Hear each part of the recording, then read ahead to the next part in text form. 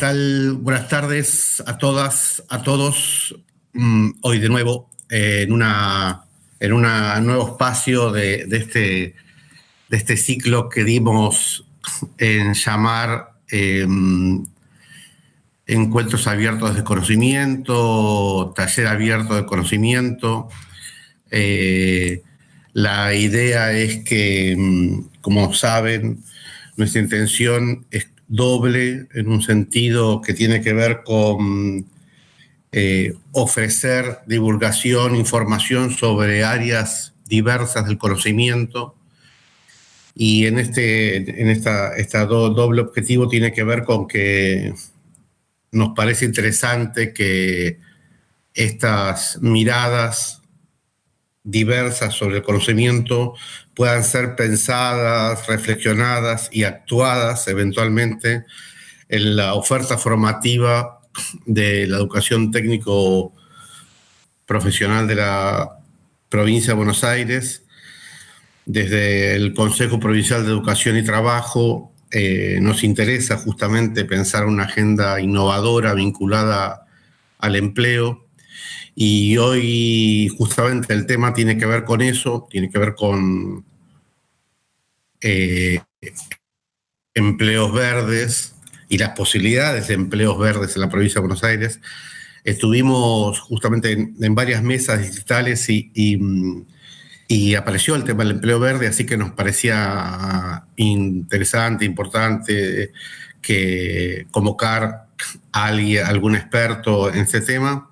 Y por eso hoy nos acompaña Cristian Bustamante, que es licenciado en Ciencias Biológicas y que egresado hoy de la Universidad Nacional de La Plata, y que hoy trabaja en la Dirección Provincial de Desarrollo Sostenible y Cambio Climático del Organismo Provincial de Desarrollo Sostenible, de la OPDS.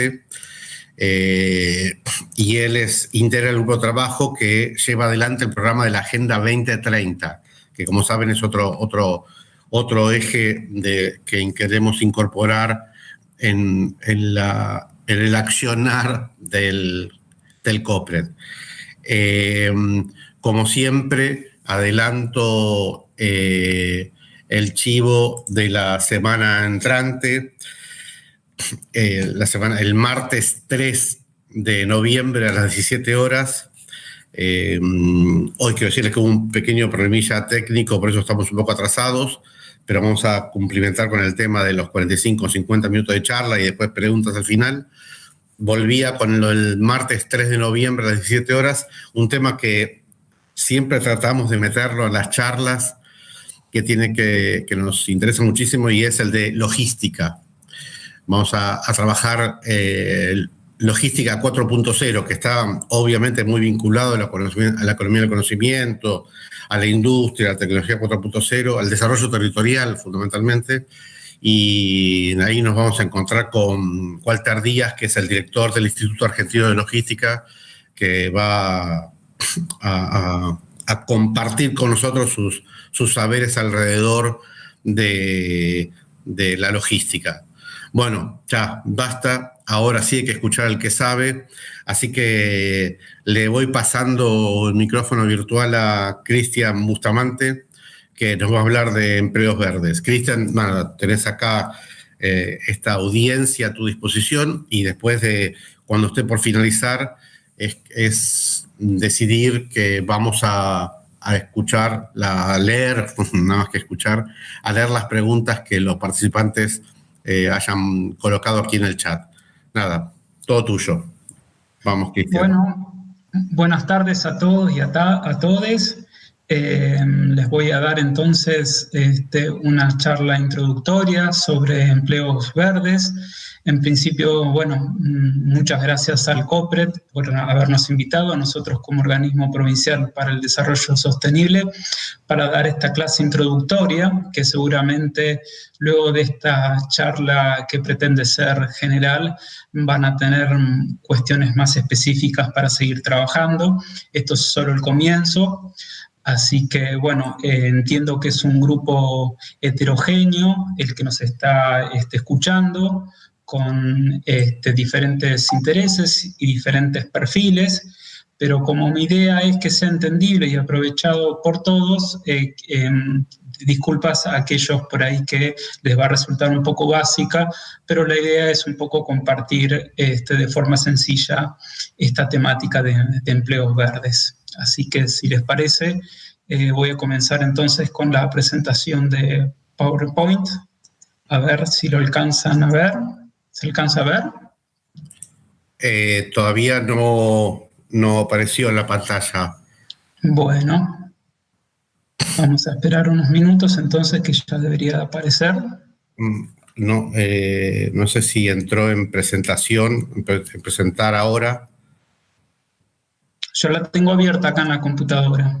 Pero, ¿y fuiste al Meet a presentar ahora? Tenés que ir al... Vamos a ir nuevamente. Un momento.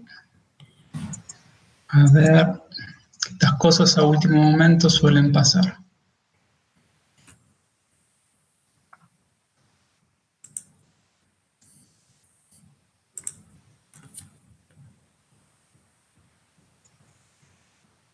Ahí en el Meet en presentar ahora, entraste en el Meet en presentar ahora. ¿Viste?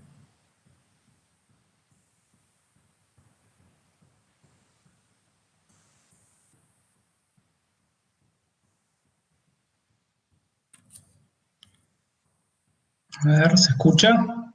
No se ve. Cristian, ¿querés ir presentándola y me la pasás a mí por correo y yo la subo si querés?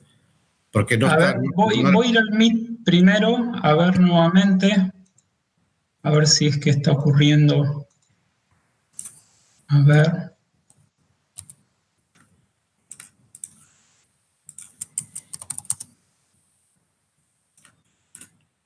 A ver. No sé si estás cliqueando en presentar ahora. En el Meet abajo.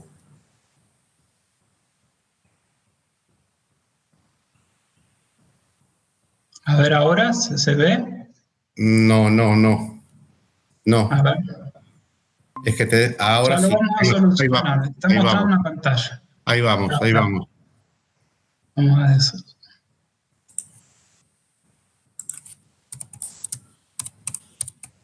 A ver ahora. No se ve la presentación. No se ve la presentación. ¿Te acordás que era pantalla completa? Sí.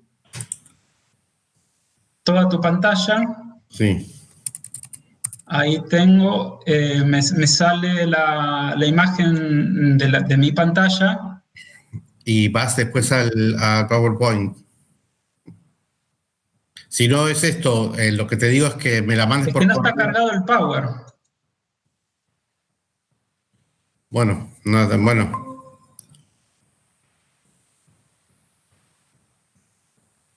¿Se entiende? Sí, ahora tenés que ir al PowerPoint. Sí, estoy acá. Ahí vamos. Es abrirla.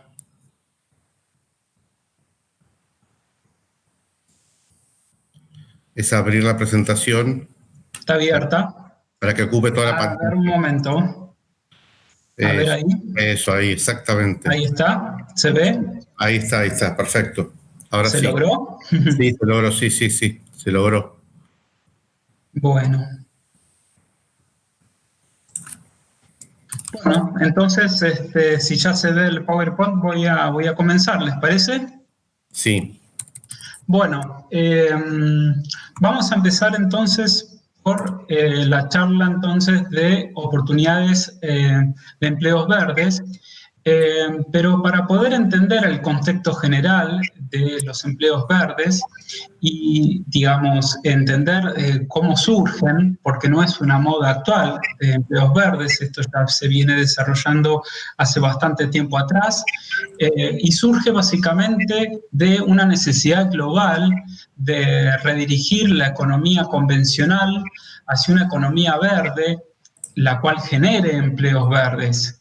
pero para analizar cómo surge esta necesidad global, cuál es su fundamento, necesitamos ir un poquito al pasado, un pasado tampoco muy lejano, donde vamos a encontrar este tipo de respuestas.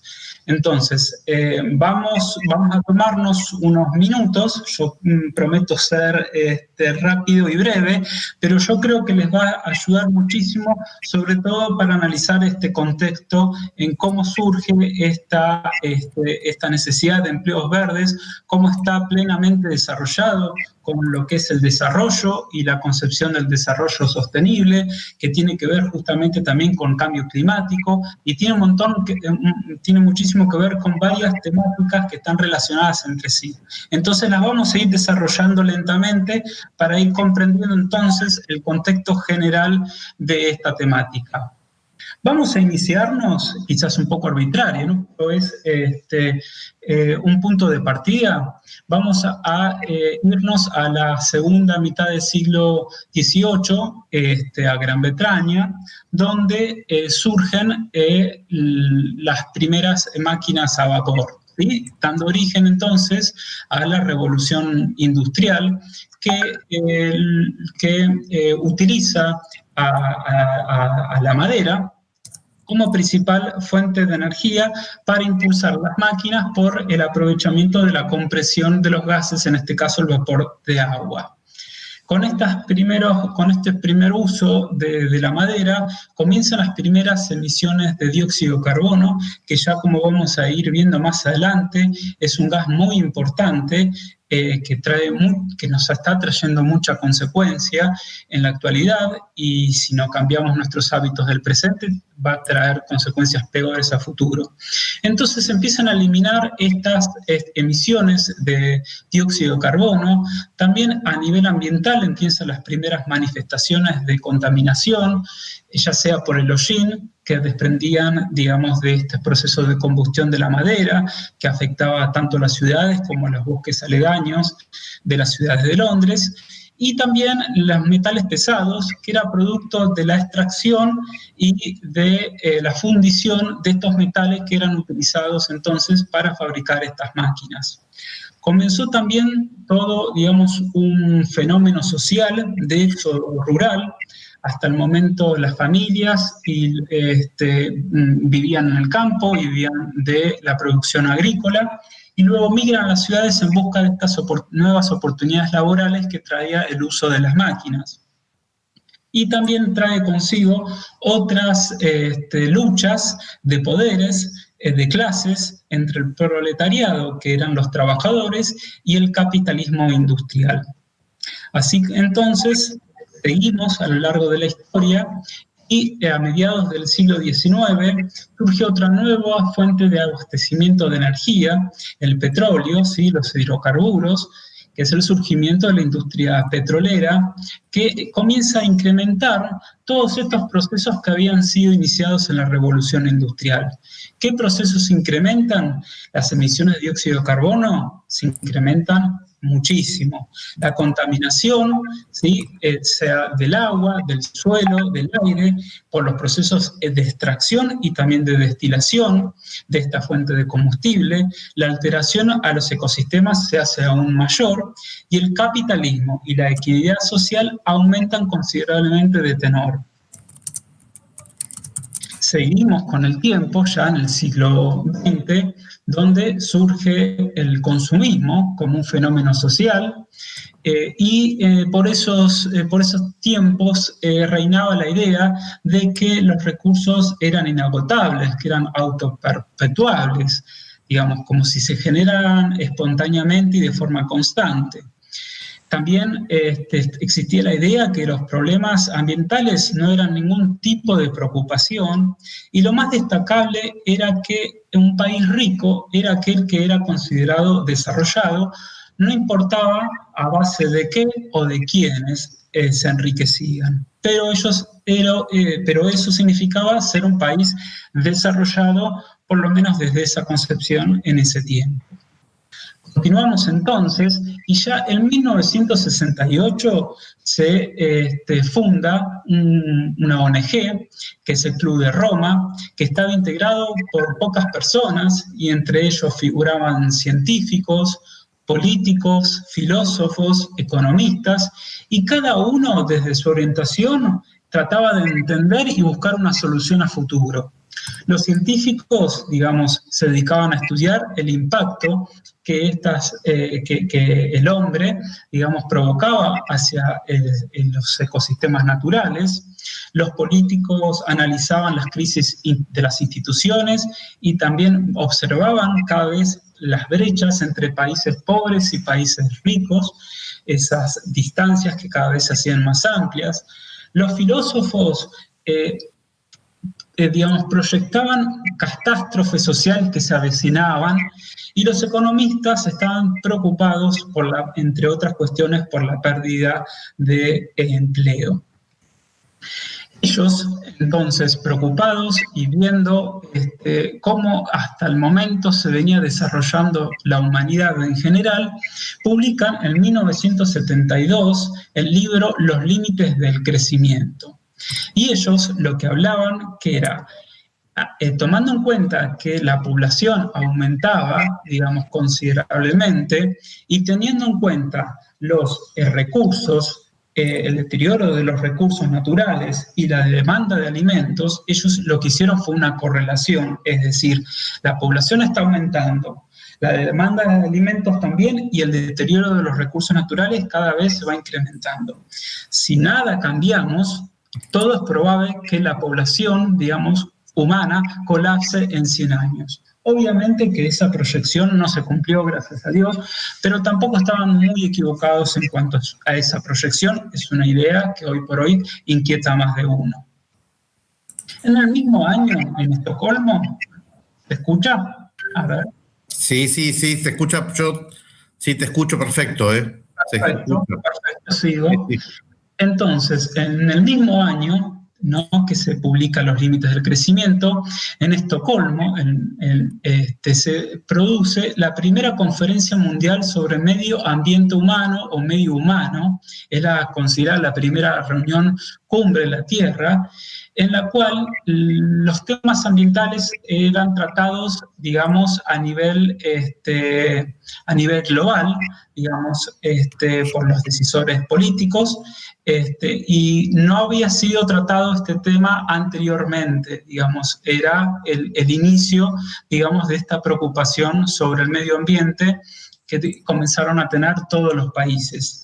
En esa reunión o conferencia cumbre se establecieron los principios guía para todos los pueblos del mundo dirigidos a preservar y a mejorar el medio humano. Fíjense que hasta el momento se hablaba de medio humano y no de medio ambiente, porque todavía no había tenido la trascendencia, digamos, que años posteriores iba a tener. Y ahí lo que marqué con rojo es que en este año es donde se instaura el Programa de las Naciones Unidas de Medio Ambiente, que va a ser ese programa que años más tarde va a impulsar la economía verde y los empleos verdes. Fíjense que estamos hablando de un programa que se creó en el año 1972. Digamos, ya tenía mucho tiempo, digamos, no es algo actual, sino tiene mucho tiempo de gestación. Sigamos entonces. Bueno, acá ocurre algo muy, muy interesante en el año 1987 con el informe Brundtland. El informe Brundtland fue generado por Gro Harlem Brundtland, que en su momento era una ministra noruega, que tomando algunas conclusiones de esta primera reunión cumbre, formaliza lo que es el concepto de desarrollo sostenible. Y Brundtland entiende que el desarrollo sostenible es aquel modelo que satisface las necesidades de las generaciones presentes sin comprometer la posibilidad de las generaciones futuras para atender sus propias necesidades. Fue, la verdad, un hito la concepción que Brundtland tiene sobre el desarrollo, y el desarrollo entendido de forma sostenible, no como aquel que primaba años anteriores, que un país desarrollado era aquel que era solamente rico económicamente. Bien, en 1992 se sucede la Cumbre de la Tierra en Río, que es la segunda, en Río de Janeiro, y allí, digamos, toman ese concepto de desarrollo sostenible que había sido, digamos, promovido por Brundtland, toma el mismo, es aquel que, digamos, promueve y, digamos, dirige a satisfacer las necesidades de las generaciones presentes sin comprometer la posibilidad de las generaciones futuras para atender sus propias necesidades, pero en este caso toma ese concepto, pero dice que para llegar a esto es necesario la confluencia de 3 pilares de desarrollo, de 3 esferas. ¿Sí? La esfera de desarrollo social, la esfera de desarrollo ambiental y la esfera de crecimiento económico. ¿Sí? Tiene que haber un correcto equilibrio entre estos 3 pilares u esferas. Entre el desarrollo social y el desarrollo ambiental tiene que ser soportable. Entre el desarrollo social y el desarrollo económico tiene que haber cierta equitatividad. Y en lo que es la parte ambiental y el crecimiento económico tiene que ser viable. Todo eso, en su justa medida, es el desarrollo sostenible. ¿Sí? Lo que se produce en 1992 es la toma de este concepto de desarrollo sostenible, pero lo apoya sobre estos 3 pilares fundamentales para alcanzar el desarrollo sostenible: lo social, lo ambiental y lo económico. Bueno, acá ya en 1997 empezamos a comenzar, digamos, a nivel mundial a establecer una preocupación real sobre lo que es el cambio climático, donde en 1997 lo que se establece es que el cambio climático que se venía produciendo es indudablemente de origen antropogénico, es decir, es provocado por el accionar del hombre. ¿Sí? Entonces, este cambio climático se produce, que ya lo vamos a ver, por el incremento de los llamados gases de efecto invernadero y compromete a los países industrializados a reducir las emisiones de gases de efecto invernadero en al menos un 5% durante el periodo de 2008 al 2011 en comparación con las emisiones de 1990. Bien, digamos, la Convención del Marco de las Naciones Unidas sobre Cambio Climático entiende el cambio climático como un cambio del clima atribuido, como decían en el protocolo de Kioto, a una acción directa o indirecta generada por la actividad del hombre. Decíamos entonces que este cambio climático se produce por un incremento del efecto invernadero. El efecto de invernadero, digamos, es aquel, digamos, que es provocado por el incremento de los gases de efecto invernadero. Los gases de efecto invernadero son gases que se encuentran en la atmósfera rodeando a la Tierra, que son gases que permiten la vida en la Tierra. Es una envuelta protectora que cubre a la Tierra, que permite que toda la irradiación que va llegando del Sol, parte de esa radiación rebote sobre estos gases y sea reflectada nuevamente al espacio. Otra energía logra atravesar lo que es estos gases de efecto invernadero normales, chocar contra la Tierra esa radiación y ser nuevamente reflejada. Y también lo que ocurre, y esto es lo natural, lo que debe suceder, es que esa irradiación que llega del Sol, digamos, rebota en la superficie de la Tierra, se refleja hacia los gases invernaderos que la vuelven a reflejar hacia la Tierra. Entonces, lo que provoca es una retención de esa energía proveniente del Sol, que es lo que posibilita la vida en la Tierra. Ahora, lo que ocurre es que con el incremento de los gases de efecto invernadero, que son muchos, entre ellos el dióxido de carbono, uno de los principales, por eso vamos a estar tan atentos a lo largo de toda esta charla a los dióxidos de carbono, al dióxido de carbono, en todos estos gases entonces normales que promueven la vida en la Tierra, que permiten la vida en la Tierra, al incrementarse y básicamente, por ejemplo, por el metano o el dióxido de carbono, como les comentaba, se produce como un engrosamiento de esa capa de gases de efecto invernadero que lo que hace es que evitar que la radiación vuelva a ser reflejada hacia el espacio y queda retenida, incrementando entonces el calor digamos, de la Tierra.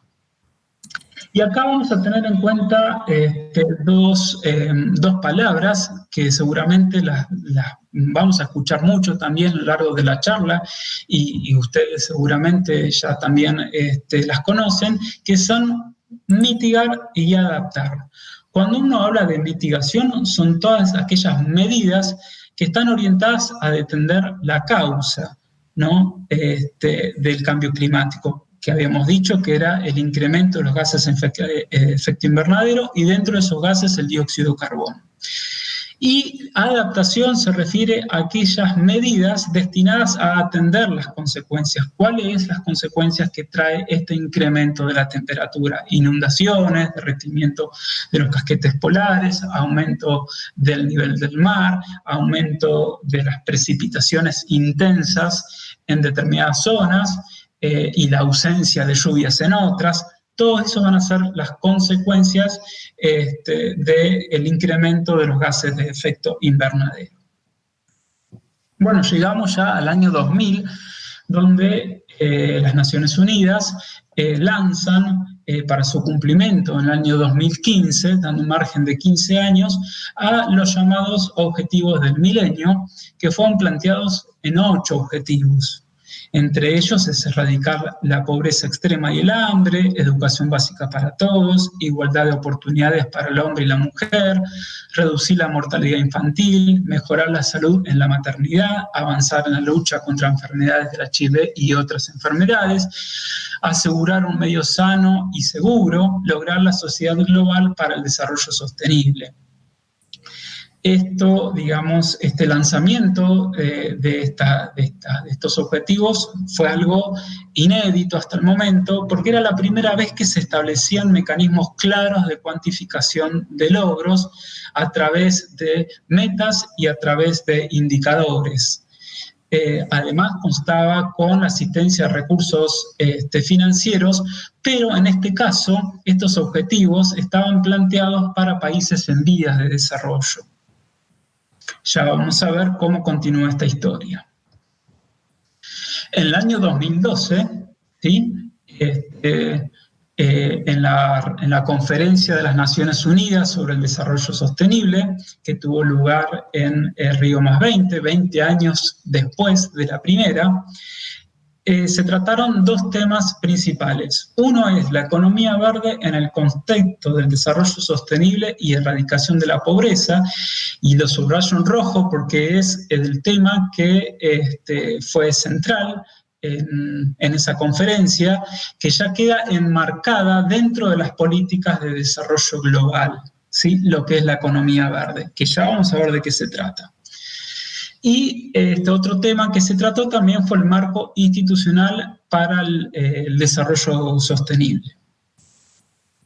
Bien, hace 15 años atrás habíamos hablado de este lanzamiento de los objetivos del milenio, que eran 7. En esta oportunidad, las Naciones Unidas lanzan los Objetivos de Desarrollo Sostenible, que en este caso son 17, pero que incorpora ciertas órbitas, ciertas temáticas que no habían sido consideradas con los Objetivos del Milenio.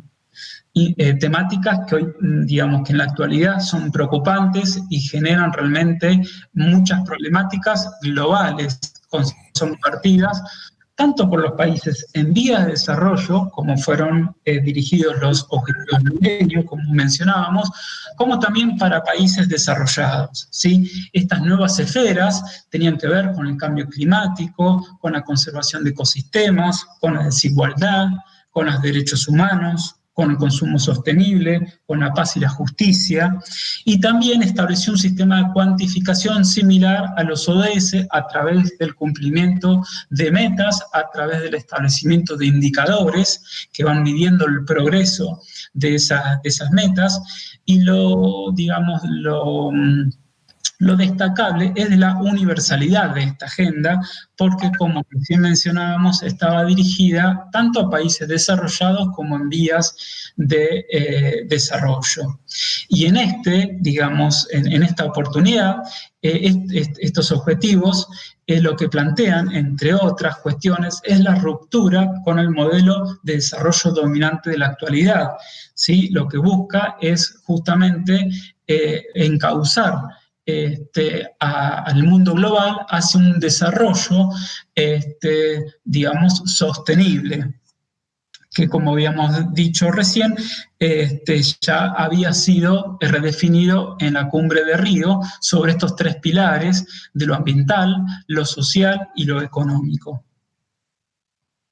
Bien, esta agenda, que lo que plantea es su cumplimiento hacia el año 2030, fue en primera instancia adherida a través del Estado nacional, que adhirió a través del decreto 499 del año 2007, cuyo estableció, un punto focal, que es el Consejo Nacional de Coordinación de Políticas Sociales, que es la autoridad de aplicación, y luego la provincia hizo lo suyo también. Lo adhirió a través del decreto 1028 del año 2018 y estableció como punto focal, punto de autoridad de aplicación, la jefatura de gabinetes de ministros, pero por resolución 138, jefatura de gabinete de ministros le delega al organismo provincial para el desarrollo sostenible todas aquellas tareas tendientes a la conformación de una mesa provincial de ODS y también articular todos los medios necesarios para poder implementar esta agenda en la provincia de Buenos Aires. A nosotros esta agenda nos ocupa una atención muy importante, y sobre todo veíamos que a través de estos empleos verdes, que es hoy el motivo de la charla, era una temática que aportaba a muchos de los ODS, pero sobre todo impactaba con 2 fundamentales, que es el 8, que es trabajo decente y crecimiento económico, y impactaba sobre el ODS 13, que es acción por el clima. Ya vamos a ver qué vínculo de integración tienen entre los dos. Bueno, llegamos entonces al mismo año, donde se impulsaron los ODS. También paralelamente se desarrolla la Conferencia de Naciones Unidas sobre el Cambio Climático, en este caso la COP21, donde plantea el marco global de lucha contra el cambio climático a partir del 2020, es decir, a nivel global, qué estrategia se va a tener y qué obligaciones en este caso, porque como vamos a ver, también trae una serie de obligaciones para los países, cómo nos vamos a poder posicionar para evitar entonces este incremento que desde la revolución industrial hemos tenido con la emisión de gases, fundamentalmente de dióxido de carbono. Y lo que propone como estrategia a nivel mundial es una transición hacia una economía baja en emisiones, resiliente al cambio climático. Sí, cuando nos refiere a emisiones, se refiere a emisiones de todo tipo, pero fundamentalmente las de dióxido de carbono. Y el objetivo fundamental, entonces, es evitar que el incremento de la temperatura media global supere los 2 grados centígrados respecto a los niveles preindustriales y busca, además, promover esfuerzos adicionales que se hagan lo posible para que el calentamiento global no supere el 1,5 grados. Bien, pasemos entonces ahora sí de lleno a la economía verde y qué vínculo entonces tiene con el cambio climático y qué vínculo tiene entonces con el desarrollo sostenible.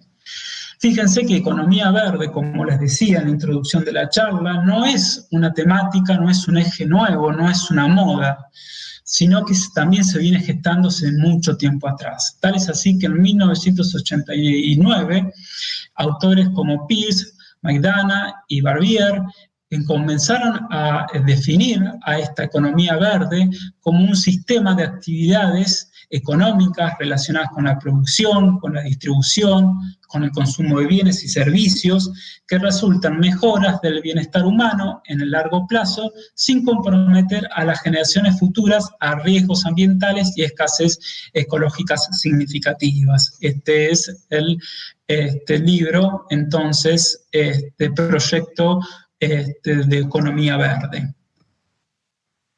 Bien, acá entonces interviene este programa de las Naciones Unidas, ¿sí? Para el medio ambiente, donde publican en el año 2009, a partir de trabajos escritos por Barbier, y redefinen a una economía verde como un sistema de actividades económicas relacionadas con la producción, la distribución y consumo y servicios que resulta del bienestar humano a largo plazo, sin exponer a las generaciones futuras a significativos riesgos ambientales y escasez ecológica, pero fíjense que la enmarca en una economía baja en carbono, eficiente en el uso de los recursos y socialmente inclusiva. Esta concepción de la economía verde es importante destacar que no sustituye el significado del desarrollo sostenible, sino que lo incorpora y sino que lo complementa. Bien, ¿cuáles son los objetivos generales entonces de la economía verde, que va a ser la que obviamente genere los empleos verdes? Esa economía verde en objetivos generales tiene previsto mejorar el bienestar del ser humano y la equidad social, reducir emisiones de carbono. Fíjense que es vinculado, que está con estos hitos a nivel de cambio climático que recién mencionábamos. Digamos que surge como una medida de mitigación. ¿Se acuerdan? Recién hablábamos de medidas de adaptación destinadas a atender las consecuencias y las medidas de adaptación destinadas a atender las consecuencias y las medidas de mitigación destinadas a atender las causas. Entonces, una de las causas que veíamos justamente tenía que ver con ese incremento de los gases de efecto invernadero, básicamente por el incremento de, entre otros gases, por dióxido de carbono, y la economía verde justamente surge como una medida de mitigación, evitar que se sigan que se siga emitiendo tanta cantidad de carbono a la atmósfera, ¿sí? Pero no solamente lo circunscribe a la emisión de dióxido de carbono, si bien es un punto muy importante, sino que también está destinado a utilizar los recursos de forma eficiente y ser socialmente incluyente, a promover la eficiencia energética, así como el uso de los recursos y evitar la pérdida de biodiversidad y los servicios ecosistémicos, y aumentar los ingresos y la creación entonces de empleos verdes como consecuencia de inversiones públicas y privadas destinadas a producir las emisiones de carbono y la contaminación. Bien. Claro, entonces, lo que es los objetivos generales de la economía verde. Ahora veamos concretamente los empleos verdes. Los empleos verdes quedan definidos por dos aspectos. El primero tiene que ver con que estén incluidos dentro del concepto de economías verdes, es decir, que apunte a aumentar la eficiencia del uso de la energía y las materias primas, a limitar las emisiones de gases de efecto invernadero, a minimizar los a minimizar los residuos y la contaminación ambiental, a proteger y a restaurar los ecosistemas, a contribuir a la adaptación al cambio climático. Fíjense, esto ya está enmarcado dentro de lo que es la economía verde. Y el otro aspecto importante es cumplir con los estándares de trabajo decente. Esos dos aspectos son los que confluyen en que un empleo sea o no sea verde. Ahora, ¿cuáles son esos estándares de trabajo decente? La Organización Internacional de Trabajo define, digamos, conceptualiza el trabajo decente como aquel que proviene de un trabajo productivo con un salario justo, con buenas condiciones laborales, con una protección social adecuada, con derechos laborales, con igualdad de oportunidades entre géneros, con acceso y participación en las decisiones que afectan la vida de los trabajadores, ¿sí? Entonces, empleo verde es aquel que es sostenible ambientalmente y a su vez decente. Bien. En mayo, ahora recientemente, del 2020, la Organización Internacional de Trabajo, la OIT, publicó un trabajo, ¿sí?, que en realidad viene de un trabajo mayor de empleos verdes para América Latina y el Caribe, pero puntualmente para la Argentina, el trabajo consistió en identificar las oportunidades de empleos verdes en el marco de una transición justa hacia economías y sociedades ambientales sostenibles.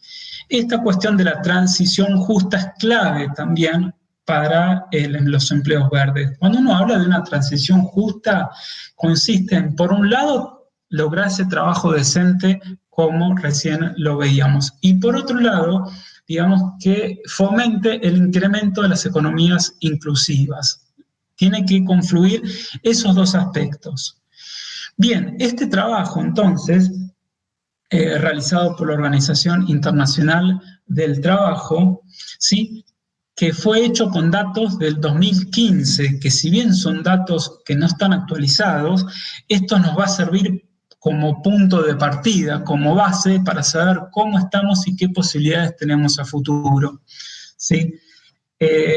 Con esos datos, entonces, el trabajo detectó la existencia de 650.000 empleos verdes asalariados, es decir, aquellos registrados, tanto provenientes del ámbito público como del ámbito privado. Esto equivalía al 7% del total de los empleos asalariados que estaban siendo registrados en la Argentina, es decir, de empleos formales. O sea, fíjense qué bajo es el porcentaje de empleos verdes para la Argentina, pero a su vez, qué proyección tan importante tenemos para generar estos puestos de trabajo. Tenemos un campo muy propicio para impulsar este tipo de trabajos verdes en la Argentina porque tenemos, un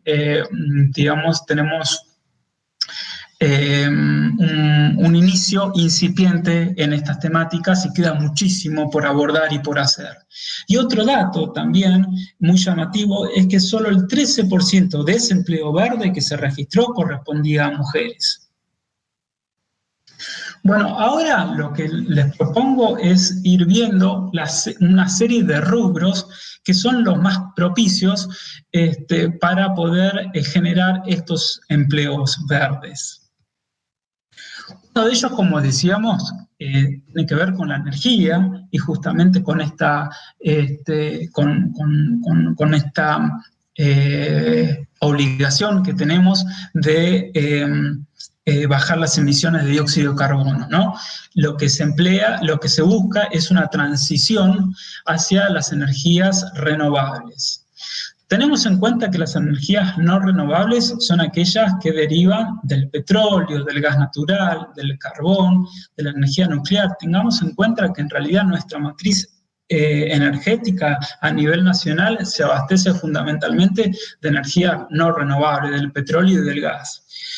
Y las energías renovables, ¿sí?, como son aquellas, digamos, que provienen de la energía solar, la energía eólica, la energía mareomotriz, la energía hidráulica, la energía geotérmica, que son energías que se generan continuamente, son fuentes inagotables, y a su vez dentro de ellas también se consideran energías limpias porque de su manejo, digamos, no se emiten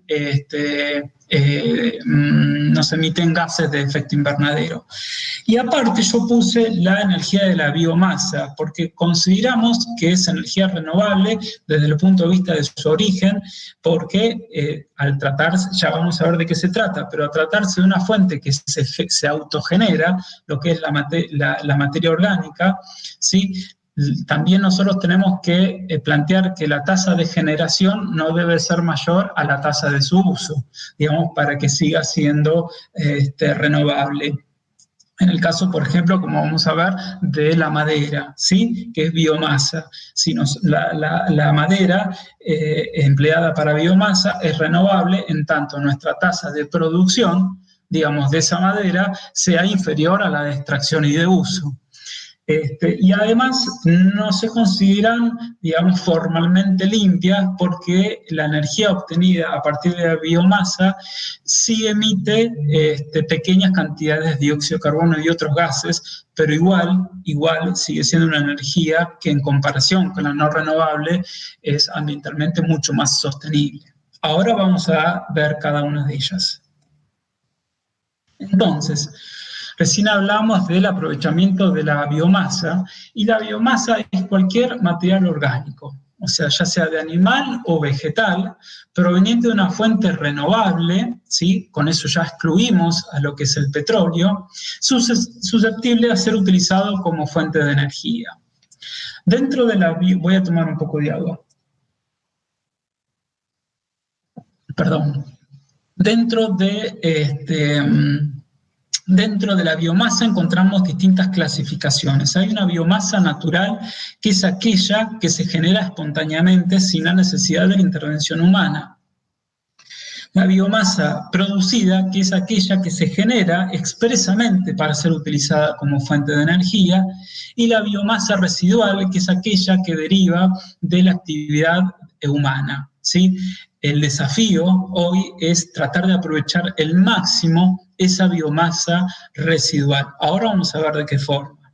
Y por otro lado, las principales fuentes de biomasa corresponden a la agricultura y la silvicultura, ¿sí?, lo que es el manejo de los bosques, de la madera, como principales fuentes de biomasa, y también las industrias y los municipios. Ya vamos a ver por qué generan las industrias y los municipios biomasa.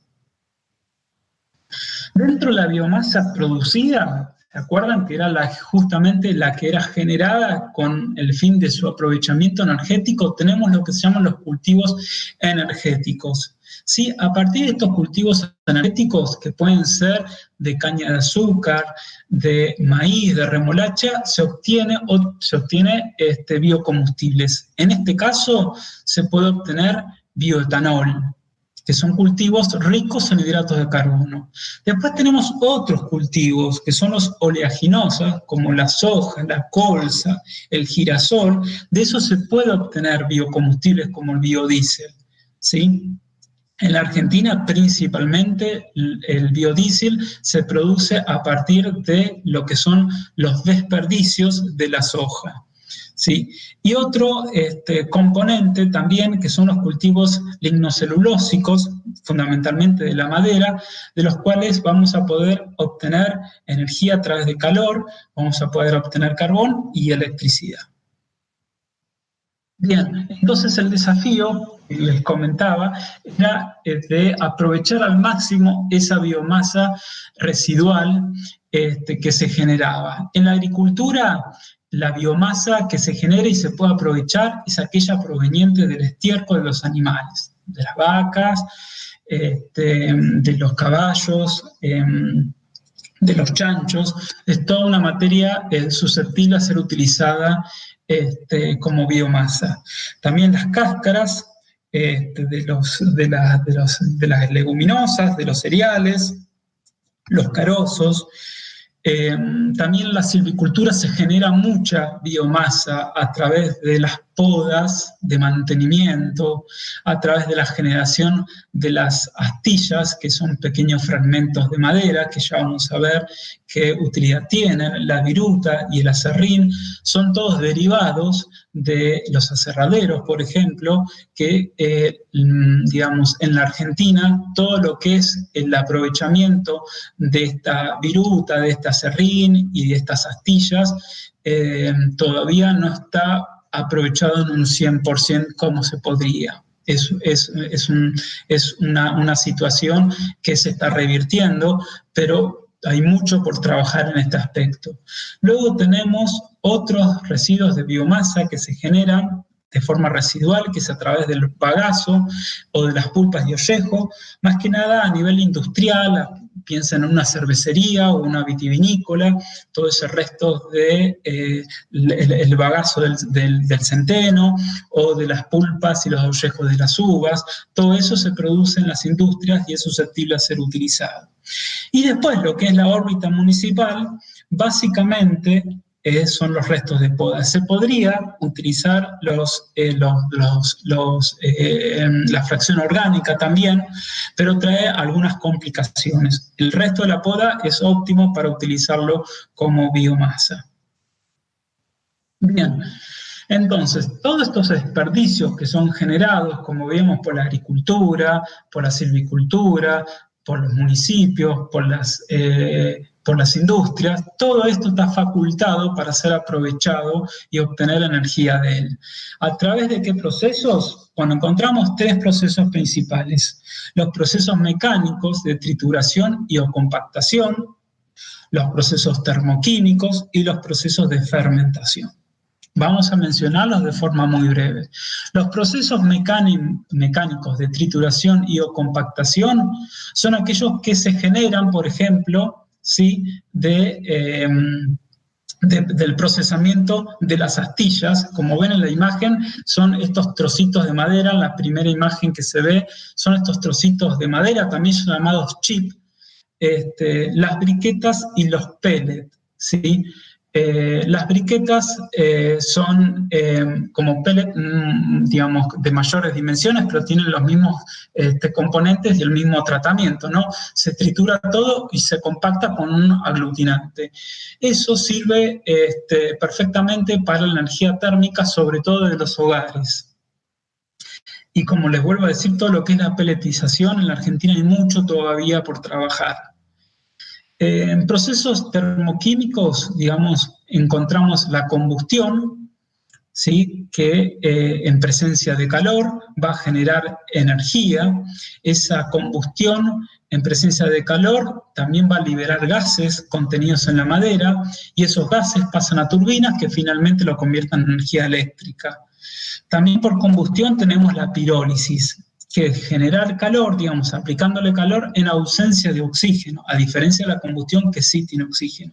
La pirólisis, digamos, es a esa biomasa residual de madera, se le inyecta calor en ausencia de oxígeno y tenemos entonces esta energía térmica.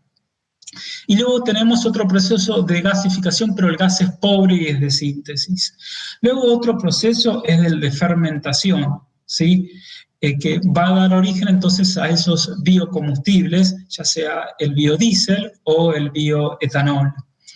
El bioetanol, como habíamos dicho, que era aquel que se generaba con esos cultivos ricos en hidratos de carbono. El biodiesel, a diferencia, digamos, se produce con mayor porcentaje, y es aquel que deriva de las oleaginosas.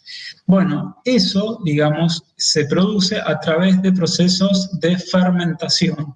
En el caso de los biocombustibles, tanto el etanol como el biodiesel son fermentaciones que se producen en ausencia de oxígeno. Y el otro caso es la obtención del biogás, ¿sí? Que es otro tipo de fermentación, pero en este caso es en ausencia de oxígeno y también genera energía térmica y genera también energía eléctrica. Bueno, en relación a los biocombustibles, tengamos en cuenta que la ley 26.093 del año 2006, ¿sí? Que es una ley nacional de régimen de regulación y promoción para la producción y uso sustentable de biocombustibles, establece este corte obligatorio de combustibles, de gasoil en un 10% de biodiesel y el nafta un 12% de bioetanol. Y después habíamos hablado de estos procesos de fermentación en ausencia de oxígeno, como es en el caso del biogás, ¿sí? Este biogás que lo que produce es, digamos, energía térmica y energía eléctrica, y se genera básicamente con esos desechos agropecuarios, ¿sí? Del estiércol, por ejemplo, de los animales, que va a, digamos, evitar la liberación de metano que normalmente esa materia al descomponerse produciría. Pero si nosotros la tratamos correctamente con biodigestores, toda esa liberación de metano que normalmente ocurriría, digamos, a campo abierto, se minimiza con la utilización de estos biodigestores y obteniendo, por supuesto, la energía, digamos, más sustentable de energía térmica y energía eléctrica. ¿Sí? Y por otro lado, también ese biodigestor, además de generar energía, nos va a generar otro producto, que es una enmienda orgánica, una especie de abono, que puede ser nuevamente aplicado al suelo para agregarle nutrientes a los cultivos. Tengamos en cuenta que el año 2007 se lanzó el programa ProBiomasa, que busca incentivar y asesorar a aquellos municipios para este tipo de emprendimientos. Y un dato interesante es que, según lo que se ha registrado, muchos tipos de biodigestores no han prosperado porque no hubo capacidad técnica para su manejo. Sí, eso es importante también destacarlo porque es una de las importantes fallas que tuvo este aprovechamiento como fuente de energética, porque no hubo personal totalmente idóneo para estar a la altura de este tipo de procedimientos. Bien. Otro tipo de energía, esta totalmente limpia y renovable, es la energía eólica, es decir, aquella proveniente del viento, que transforma la energía cinética en energía eléctrica. Como decíamos, es limpia, ¿sí? Porque no genera ningún tipo de emisión de gases de efecto invernadero, y también renovable porque se genera de forma continua. En la provincia de Buenos Aires, gracias a Dios, tenemos las condiciones ideales para el desarrollo de este tipo de emprendimientos, porque los vientos tienen una intensidad adecuada, lo mismo que su dirección, por lo cual hace que este tipo de emprendimientos tengan realmente un éxito significativo. También, a su vez, el país cuenta con recursos tecnológicos para su fabricación, equipamiento e instalación, pero en la medida que va creciendo esta utilización de la energía eólica para suplir la energía de los hidrocarburos, tan necesarias de disminuir, como recién planteábamos, y una obligación que tenemos a mediano y a largo plazo, esta demanda obviamente va a generar mayor cantidad de empleos, porque es algo que inevitablemente va a tener un crecimiento exponencial por las circunstancias que estábamos planteando. Por lo tanto, tiene una alta demanda de operarios. Después tenemos otra energía, también limpia y renovable, que es la energía fotovoltaica, que es aquella que aprovecha la energía lumínica para transformarla, ya sea en energía eléctrica o también para abastecer, por ejemplo, de calor a los hogares. En este caso, entonces, se pueden utilizar dos tipos de paneles. Un panel fotovoltaico, que es aquel que, digamos, va a transformar la energía lumínica en energía eléctrica para abastecer, en el caso de una vivienda particular, a esta vivienda, y el exceso de esa energía producida se puede inyectar a las redes eléctricas, y con eso también ver disminuida nuestros impuestos. Y por otro lado tenemos los paneles térmicos, que cumplen similares objetivos en cuanto a que disminuyen también las tasas de impuestos, porque nos permiten calefaccionar entonces a través de la energía solar los equipos de agua, y con eso consumir menos gas, y con eso también obviamente emitir menos emisiones de dióxido de carbono. ¿Qué ocurre? Como se ha masificado tanto la instalación de estos paneles, hoy por hoy hay una demanda alta tanto de instalaciones como para aquellos que se encarguen de las reparaciones. Es muy usual escuchar a gente que ha instalado este tipo de paneles, que a la hora de buscar algún instalador o en el peor de los casos alguien que lo repare o que lo supervise, no encuentran personal, digamos, dispuesto como para este tipo de tareas. Por lo tanto, también es una herramienta de empleo verde que se está necesitando en la actualidad, y que también todo indica que a proyección a futuro van a ser requeridos con mayor demanda aún. Bueno, sigamos entonces con las energías renovables, y tengamos en cuenta que la Ley Nacional 27.191 establece como objetivo lograr incorporar fuentes de energía renovables que se incrementen hasta un 20% el consumo de energía eléctrica a diciembre del 2025, ¿sí? Lo que busca es incrementar en un 20% este tipo de energía. Por otro lado, el programa Renovar también busca incorporar 10.000 megavoltios de energía renovable en la matriz energética para el año 2025, y también tengamos en cuenta el Acuerdo de París, ¿sí? Donde cada 5 años, empezando desde el año 2023,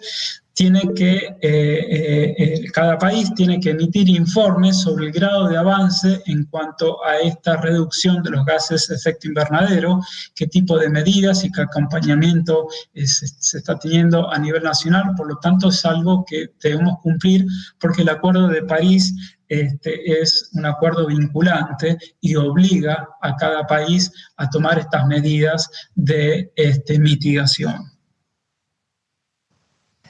Bien, pasemos entonces a otro plano, que es el manejo forestal, ¿sí?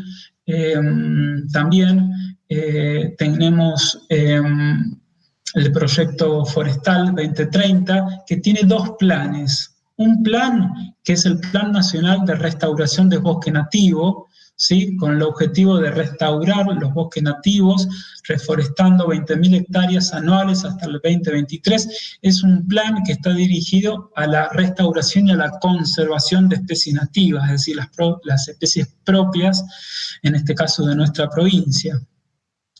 Y por otro lado tenemos el Plan Seguro Verde, cuyo objetivo es aumentar la superficie forestada de 1.3 millones a 2 millones de hectáreas para el 2030, para fomentar la industria forestal y mitigar los gases de efecto invernadero.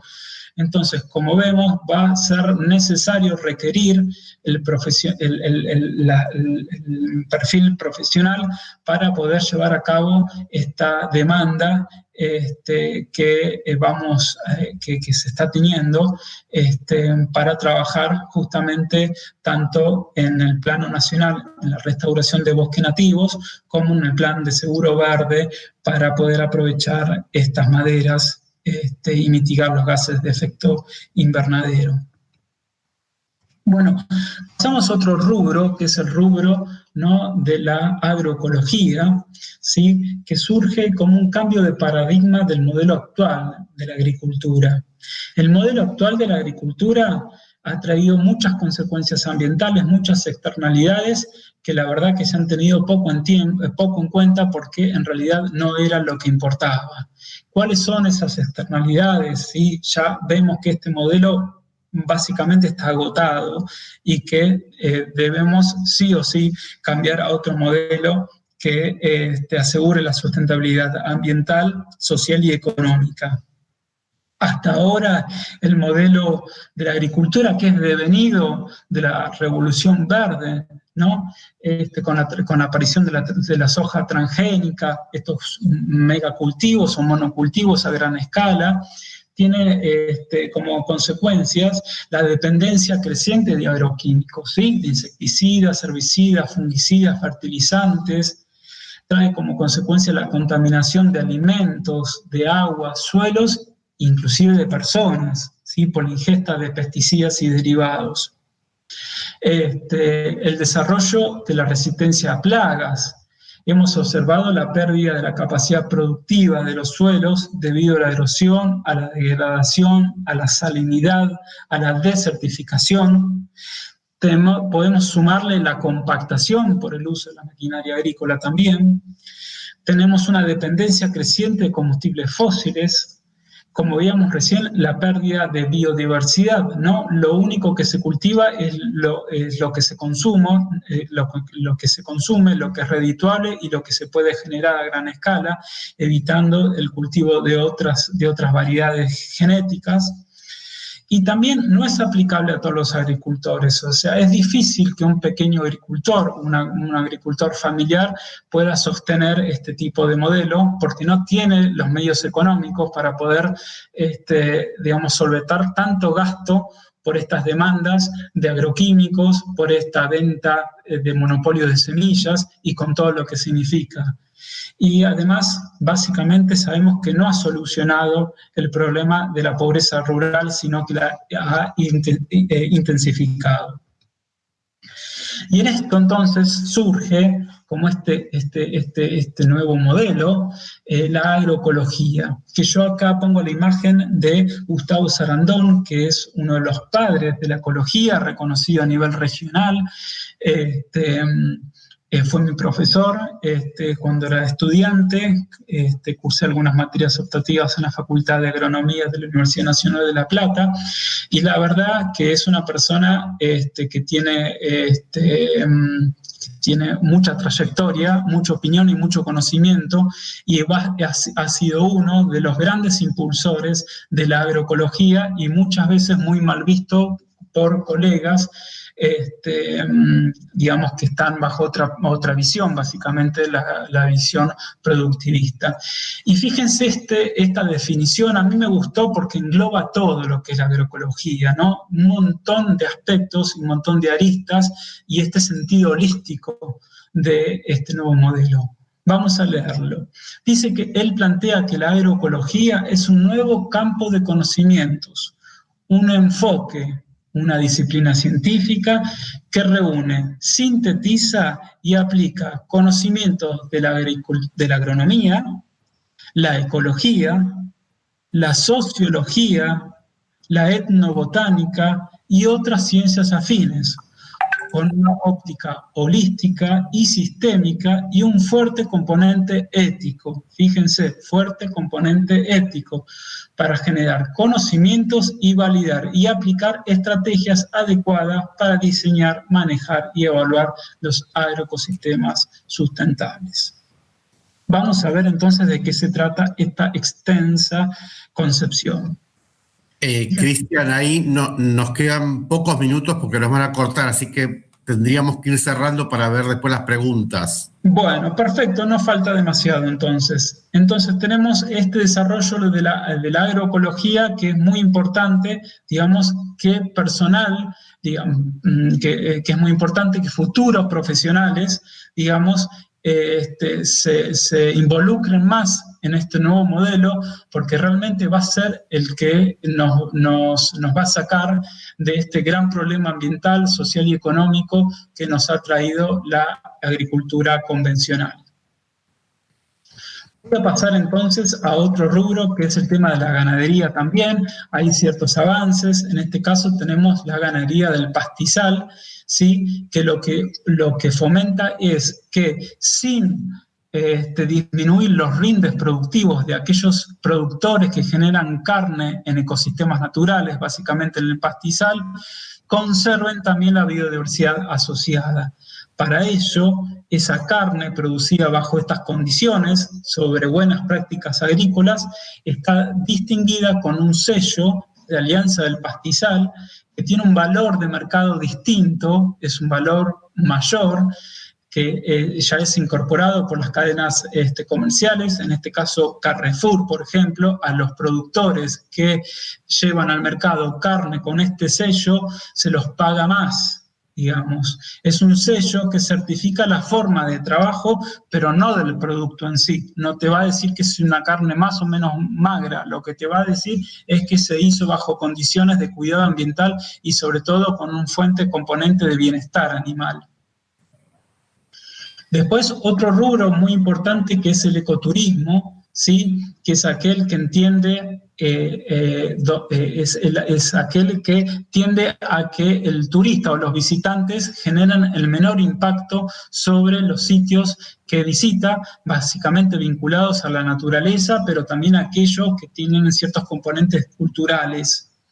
¿Sí? Bueno, obviamente que la República Argentina tiene escenarios paisajísticos destacadísimos que captan la atención de este tipo de turismo. Y a nivel provincial, nosotros tenemos nuestras reservas. El Parque Provincial Ernesto Tonquis es uno de los parques más visitados, y también tenemos la Reserva Natural Pehuenco, que es una reserva paleontológica y geológica también, que genera gran interés para un público que busca también otras inquietudes, digamos, que tienen que ver con vidas pasadas. En este caso, Pehuenco tiene pisadas de megafauna extinguida, como megaterios, mastodontes. Bueno, muy interesante su visita. Y lo que le quería destacar de este ecoturismo es que genera la posibilidad de empleo para habitantes locales, que son los que conocen el lugar, saben dónde llevarte, tienen una cultura distinta, digamos, y son incorporados justamente al mercado laboral por sus conocimientos, quizás no formales, pero empíricos, por haber nacido ahí. Entonces es una importante fuente de trabajo. Y también tiene que ver con lo que es el rescate y la valorización de los saberes, ¿sí? La formalización del trabajo a través de la producción de artesanías, ya sea de telares o de diversos productos, pero lo que hace es formalizar entonces y darle oportunidad de trabajo a los pobladores locales. Por otro lado, tenemos el paisajismo, también, o arquitectura del paisaje, que confluye tanto, digamos, cuestiones arquitectónicas, cuestiones biológicas y también de satisfacer las necesidades del hombre. Esto, digamos, se usa mucho tanto para jardines particulares como para también en lo que son los parques y plazas públicas. Es un eje muy importante de empleo. Cada vez se está necesitando más incorporar estos parques y plazas en este tipo de concepción. No olvidemos que los parques y plazas son importantes zonas de captación de dióxido de carbono, de retención de agua excedente de las precipitaciones, que contribuyen al medio ambiente. Cristian, estamos ahí complicados con el tiempo, muy complicados. O sea, habría que cerrar ya en un minuto porque... Bueno, a ver, yo trato de pasarlo un poco más rápido. La arquitectura también verde tiene que ver mucho también con la generación de empleos verdes, que lo que va a optimizar va a ser todo lo que es la parte energética y el uso de materiales más sustentables con el ambiente. La arquitectura sustentable va a ser y es una demanda de empleo verde en la actualidad y se va a incrementar a futuro. Y otra cuestión que les quería mencionar, ya para cerrar, pero me parece muy interesante, es el tema de la economía circular, ¿sí? La economía circular lo que tiende es a revertir el modelo actual de producción y consumo, ¿sí? De producción o de extracción, de producción, de consumo y descarte, y la generación de residuos, emitiendo grandes cantidades de dióxido de carbono y generando grandes cantidades de desecho. Lo que hace la economía circular es tratar de que se minimicen la extracción de recursos naturales, ¿sí? Que se minimice la cantidad de energía que se usa, que se produzca, pero ese producto que no sea un material de desecho, sino que sirva de insumo para otro proceso, a través de la reparación, el de reuso o el reciclado. Y en este aspecto es muy importante, ya con esto termino, el tema de la economía circular y su vínculo con la reparación, que genera gran cantidad de empleo, ¿sí?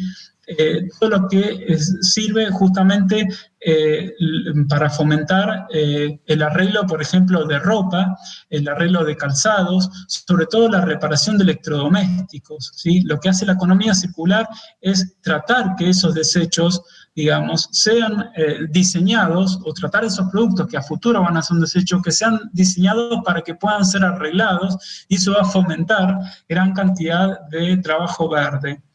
También para aquellos productos, digamos, que puedan ser utilizados como insumos para otros procesos, también la generación de cooperativas, de asociaciones y de pymes, también es una importante fuente de empleo actual y más aún va a ser a futuro. Y también pensar en aquellos que están hoy por hoy pensando en seguir una carrera que tenga que ver con el diseño, la tecnología o la ciencia, aprovechar y qué tipo de materiales hoy por hoy están siendo utilizados o descartados para ser utilizados como subproductos. Por ejemplo, una silla que ya esté pensado para aprovechar los retazos de tela que están siendo desechados por una industria, por ejemplo. O acá tenemos unos tachos de combustible que están siendo pensados para ser desechados, ya inmediatamente pensar un diseño que permita ese aprovechamiento de los tanques de combustible, bueno, y cuestiones totalmente asombrosas como tiene que ver con esto que son las chapitas de las gaseosas y hacer, por ejemplo, una cartera, está buenísimo. Es decir, pensar de antemano qué tipo de desechos o de subproductos hoy se están generando para poder ser utilizados y que no se terminen en un relleno sanitario. Eso tiene mucho que ver con la ciencia, la tecnología y la innovación, que hay mucho camino por recorrer en cuanto a economía circular y en cuanto a la generación de empleos verdes. Bueno, muchas gracias. Bien, para cerrar, lamentablemente no tenemos tiempo para preguntas, Cristian, pero sí quiero decirle a la gente, a los que están escuchando, a los que siguen aquí escuchando, gracias a todos por la escucha atenta, es que va a haber una charla específica de economía circular que la va a estar dando Alejandro Jurado, que es un ecólogo urbano, que es el director ejecutivo de La Ciudad Posible, y con él vamos a estar trabajando específicamente el tema de economía circular. Bueno, la verdad que pido disculpas por el atraso, también por la extensión. Pensamos que iba a ser un poco más corto. Nos vemos la semana que viene con el tema de logística 4.0, el martes 3 de noviembre. Como habrán visto ahí, parte del equipo del COPE, Rocío Casajús, Pilar Bipuig, han ido respondiendo preguntas o consultas sobre estos temas relacionados con la formación de recursos humanos a través de la educación técnico-profesional y el tema de la Agenda 2030, la economía circular y todo lo que tiene que ver con los empleos verdes. Así que, bueno, nada, nos encontraremos al territorio y el martes que viene aquí a las 5 de la tarde. Gracias y nos vemos pronto. Gracias. Hasta luego. Hasta luego.